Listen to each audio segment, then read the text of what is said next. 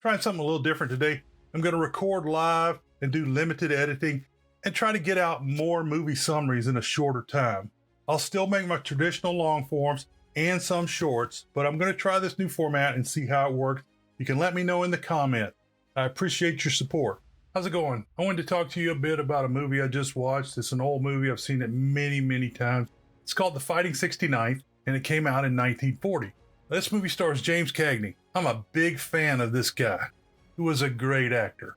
So, the movie tells the story of the 69th National Guard Regiment from New York that was sent over as part of the American Expeditionary Force. It's based on a true story. For these World War I units, they activated these National Guard units from New York, which was a really intense Catholic unit. Fighting 69th had been a unit during the American Civil War, and they're famous for their battle at Fredericksburg.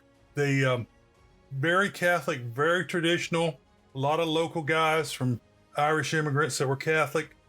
And what the government did is they took National Guard units from all over the country and they mashed them together. Now, the Harlem unit had to fight to get included.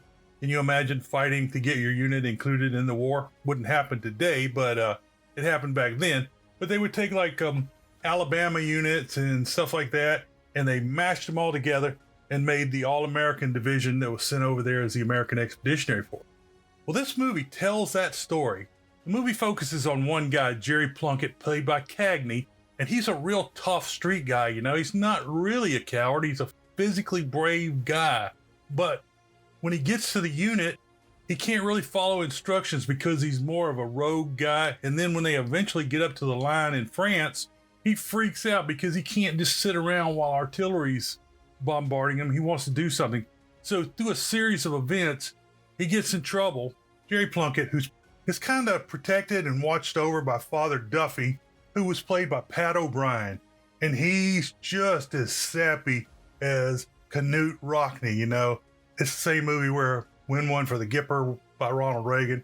And so he was playing that same character, but this time he was a Catholic priest instead of a Catholic football coach.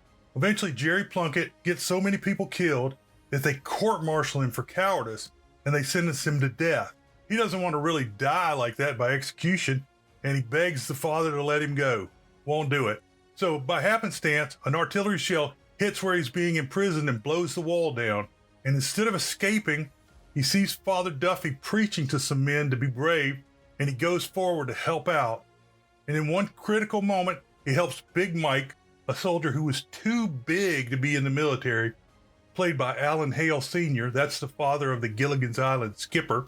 They use mortars to drive the Germans back and make the attack successful. A German grenade is thrown into the pit where Big Mike and Jerry are hiding, and Jerry, Jimmy Cagney's character, jumps on it and blows himself up to save his friend. They realize that he redeemed himself and they forgive him in the end. Part of the story's true. They had a famous poet in their unit. He was killed when a underground bunker that they were in was hit by artillery and collapsed. So I really like this movie. James Cagney is good. He shows his New York tough guy, but he's a little more nuanced because he's a coward when it comes to the big stuff, the artillery and the sitting and waiting in trenches.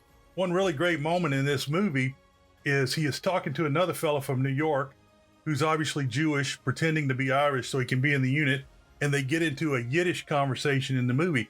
Cagney spoke fluent Yiddish from his time growing up in New York. So it's a good movie. It's a real traditional. It's The Fighting 69th from 1940. Give it a look. I think you're going to like it.